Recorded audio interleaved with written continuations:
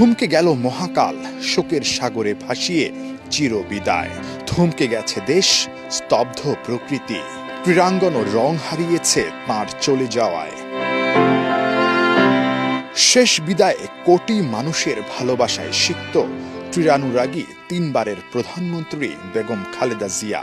ঢাকায় ইতিহাসের সবচেয়ে বড় জানাজা, লাখো মানুষের প্রার্থনা। আপসহীন নেত্রীর শেষ বিদায় অনুষ্ঠানে থাকতে পারেননি ক্রিকেটাররা। সিলেটে মাঠে দাঁড়িয়েই তাই মাগফেরাত কামনা। মাঠের জায়ান্ট স্ক্রিনে চোখ রেখেছেন ঢাকার প্রতিটা সেকেন্ডে। ঢাকায় জানাজা শেষে দুই হাত তুলে মুশফিক, মিরাজ, সোহানদের প্রার্থনা।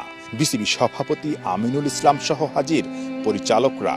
কোচ, ধারাভাষ্যকাররাও ছিলেন একই কাতারে। পেছনে দাঁড়িয়ে ইংলিশ ক্রিকেটার ইথান ব্রুকসও জানিয়েছেন বাংলাদেশের সাবেক প্রধানমন্ত্রীর প্রতি সম্মান। ওনার আজকে জানাজা এবং গতকাল ইয়েতে আমরা ওনার রেসপেক্টে আমরা দুদিন খেলা বন্ধ রাখা হয়েছে। বেগম খালেদা জিয়ার চিরবিদায়ে রাষ্ট্রীয় শোক চলছে। স্থগিত করা হয়েছে 30 ডিসেম্বরের খেলা।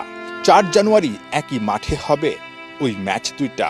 সিলেটে বেগম খালেদা জিয়ার জন্য দোয়া শেষে বুধবার জরুরি বৈঠকে বসে বিপিএল গভর্নিং কাউন্সিল। নতুন সিদ্ধান্ত, বাতিল করা হয়েছে চট্টগ্রাম পর্ব। চট্টগ্রামের সব খেলাই এখন হবে সিলেটে। আমরা এখন এই যে 2 দিন আমরা যে গ্যাপটা হয়েছে, এই 2 দিন গ্যাপটা আমাদের অ্যাডজাস্ট করার জন্যে আমাদের খেলা এখন 2টা ভেন্যুতে নিয়ে আসা হচ্ছে। আন্ডার কারেন্ট সার্কামস্ট্যান্সেসের আমাদের চিটাগং ভেন্যু খেলাগুলি ক্যান্সেল করে এইখানে আমরা 2 দিন বাঁচাবো ট্রাভেলিং ডেটে।